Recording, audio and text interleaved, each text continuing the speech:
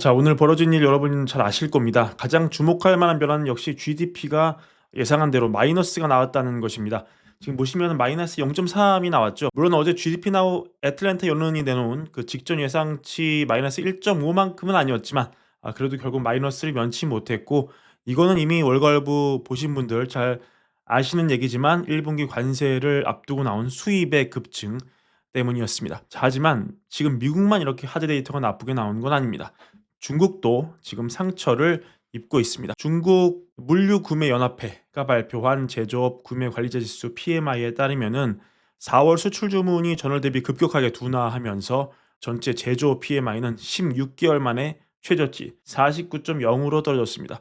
50이 기준치이기 때문에 여기도 경기 둔화 상황이 된 겁니다. 중국이 수출 주도의 국가 인점을 감안하면 중국도 상당히 상처를 받고 있다는 얘기가 되겠습니다. 자, 그럼 지금 이 숫자들, 미국의 GDP 역성장, 중국의 경기 둔화, 이거를 본 트럼프와 백악관은 어떻게 판단을 하고 있을까요? 그리고 취임 100일을 두고 미국 증시가 지금 역대 역사와 비교하면은 굉장히 안 좋은 상황인데, 이건 어떻게 평가를 하고 있을까요? 먼저 미국의 GDP 역성장을 본 뒤 이 백악관 반응을 보기 위해서 피터 나바로 고문의 인터뷰 영상 내용을 함께 보시겠습니다. 나바로 고문은 자기가 평생 본 마이너스 숫자 중에 가장 좋은 숫자였다, 이렇게 이번 GDP를 평가하는데요. 어떤 얘기냐? 시장은 이 수치의 이 표면 아래를 볼 필요가 있다, 이런 얘기였습니다. 우리는 국내 투자가 22% 증가한 것을 봤다. 이건 정말 엄청난 숫자다.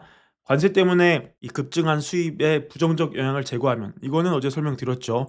더 이상 설명드리지 않겠습니다. GDP는 소비 더하기 투자 더하기 정부 지출 더하기 순수출이 있기 때문에 이 순수출이 크게 감소하면서 GDP가 내려간 거 잘 아시죠? 넘어갑니다.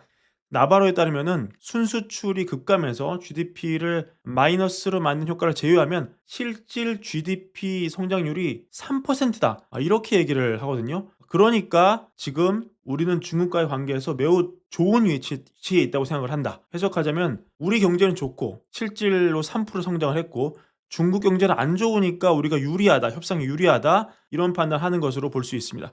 진행자가 묻습니다. 진행자가 그 짐 크레이머인데요. 물어봅니다. GDP 숫자가 정확히 3%로 어떻게 나온 건가요? 계산하는 방법을 설명해 주세요. 지금 시장 반응이 굉장히 부정적인데 어떻게 이 수치가 나오는 겁니까? 라고 물어보니까 아까 말씀드린 그 내용을 나바로가 설명을 합니다. GDP는 이렇게 구성이 되기 때문에 이번 분기에 수입이 급증을 해서 기업들이 관세 시행정에 물건을 미리 들여를 했기 때문에 요게 GDP를 5% 정도 깎아먹고 많은 영향을 준 거고, 하지만 이번 일은 다음 분기에는 발생하지 않을 것이다. 정부 지출은 다른 변수인데 우리는 지금 정부 지출을 줄이고 낭비랑 사기를 줄이고자 하고 있기 때문에 이거는 미국 경제에 좋은 거고, 결국 남는 변수가 이제 소비와 투자인데, 요 소비와 투자를 봤을 때 소비가 견조하고 투자가 22% 아까 말한 대로 급증했다. 그러니까 이거 전반적으로 더하면은 요거 일시적이고 요건 변화 없고 얘는 엄청 늘었고 얘는 견조하니까 3% 증가했다. 굉장히 이번에 좋은 숫자가 나온 거다. 그래서 이런 모든 요소를 종합해 봤을 때 우리는 트럼프 정책의 성과를 축하해야 마땅하다, 이렇게 평가를 합니다. 자, 이 얘기 나바로가 했지만 실제로 아마도 백악관의 공식 입장이라고 봐도 무방할 것 같습니다. GDP를 백악관은 이번에 이렇게 평가하고 있습니다. 요거를 나바로 입을 빌어서 우리는 알 수 있습니다. 자, 그 다음에 중국 얘기 어떻게 보고 있느냐? 아까 중국 PMI가 안 나오고 있다 말씀드렸죠. 여기에 대해서는 트럼프 대통령이 발언합니다. 지금 중국의 상황이 좋지 않다는 거를 잘 알고 있다. 내가 지금 방금 보고서를 봤는데 나는 그런 일이 중국에 일어나기를 원치 않는다. 나는 시진핑 주석을 아주 좋아합니다. 그래서 듣고 나서 마음이 아팠다. 하지만 중국은 지금 완전히 타격을 받고 있고, 중국이 세계에서 가장 큰 화물선들을 보내고 있는데 그 거대한 화물선이 태평양 한가운데까지 왔다가 다시 돌아오고 있다. 왜냐하면 관세 때문이다. 그래서 중국 전역에 공장들이 문을 닫고 있다. 왜냐하면 그 물건을 원하지 않는데 그거는 관세 때문이다. 하지만 나는 어느 시점에서는 중국과 합의를 보게 되기를 희망한다. 우리는 지금 중국과 대화 중이고 그 안에는 지적재산권 문제 같은 여러 요소가 들어가 있고, 단순한 이 사고팔고 매매 이상의 그런 문제가 많다. 앞으로 어떻게 될지는 지켜봐야 되고, 누가 나한테 이 숫자 보고 기분이 좋았냐? 라고 물어보는데 나는 기분 좋지 않았다. 나는 중국이 잘 되기를 바란다. 하지만 그들도 우리를 공정하게 해야 된다, 이렇게 평가를 합니다. 그러니까 미국에 내려간 GDP가 문제가 아니라 트럼프가 봤을 땐 꺾인 중국 제조업 경기가 훨씬 문제라는 얘기입니다. 아까 말씀드린 대로 지금 100일을 맞아서 언론에서 이런 보도가 나오고 있습니다. 지금 S&P 500의 이 수익률이 굉장히 좋지 않다 이런 얘기죠. 여기에 대해서는 이렇게 얘기합니다. 이거는 바이든의 주식시장이지 트럼프의 거가 아니다. 나는 1월 20일 전까지는 정권 인수하지 않았고 곧 관세가 발효될 것이고 기업들이 사상 최고로 미국에 투자할 것이고 우리나라 경제는 폭발적으로 성장을 할 거다. 하지만 먼저 바이든이 남긴 그 부담을 좀 제거를 해야 되고 이거는 시간이 좀 걸린다. 이거는 관세 때문이 아니다. 우리가 나쁜 숫자를 물려받은 거고 따라서 호황이 시작이 되면은 그 어떤 것과 비교할 수 없을 정도로 잘 된다. 조금만 인내심을 가지세요. 이렇게 변명을 합니다. 재미있는 거는 트럼프가 취임하기 전에 취임하기 한참 전이죠. 작년 1월 29일 이거는 선거가 열리기 한 1년 전의 글인데요. 이땐 이렇게 주장합니다. 이거는 트럼프의 주식시장이다. 바이든과의 여론조사에서 내가 너무 잘 나오고 있기 때문에 투자자들이 내가 승리할 것으로 예상을 하고 있고 그 기대가 시장을 끌어올리고 있다. 그러니까 취임하고 100일이 된 증시는 바이든 시장이고 선거가 열리기 전 1년 전 시점의 시장은 트럼프의 시장이다. 이렇게 주장을 하는 건데 원래 이 트럼프가 이렇게 모순된 얘기를 능수능란하게 잘 하는 그런 캐릭터이기 때문에 이런 세부 사항에 집착할 건 아니고요. 핵심 메시지는 뭐겠습니까? 우리가 받아야 할 교훈은 뭐겠습니까?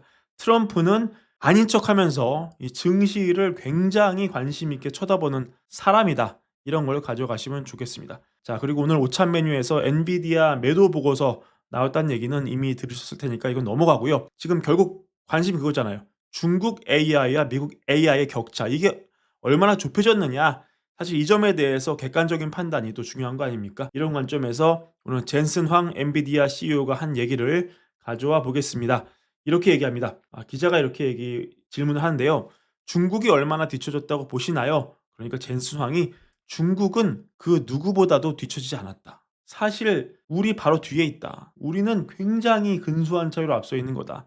하지만 기억해야 할 건 이거는 끝없는 경쟁이고 2분 남았다. 농구에서 4쿼터 2분 남았다. 이런 것처럼 쿼터 종료가 존재하지 않는 게임이다. 그리고 중국은 의지가 강한 나라고 기술력도 뛰어나다. 전 세계 AI 연구자 중 50%는 중국인이다. 이거는 우리가 계속 경쟁해야 할 산업이다. 이렇게 얘기합니다.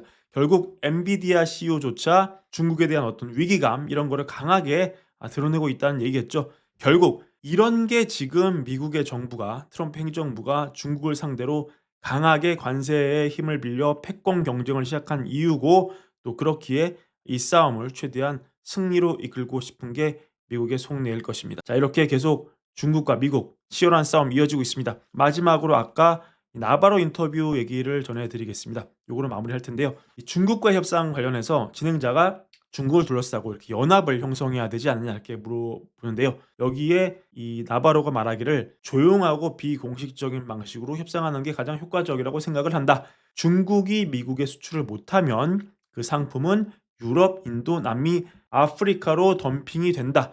다른 나라도 이제는 중국의 덤핑에 맞서 자국 산업을 보호해야 한다. 이렇게 얘기하거든요. 결국은 뭡니까? 미국 판매처를 잃어버린 미국이 다른 데 나라에서 덤핑을 쳐서 왜냐면 지금 쌓인 재고를 밀어내야 되잖아요. 그래서 다른 데 나라에서 덤핑을 쳐서 오히려 미국을 제외한 다른 나라는 중국이 수출하는 디플레의 수혜를 볼 수도 있다. 저는 이런 얘기로 들리는데 의사결정에 좀 참고하시면 좋겠습니다.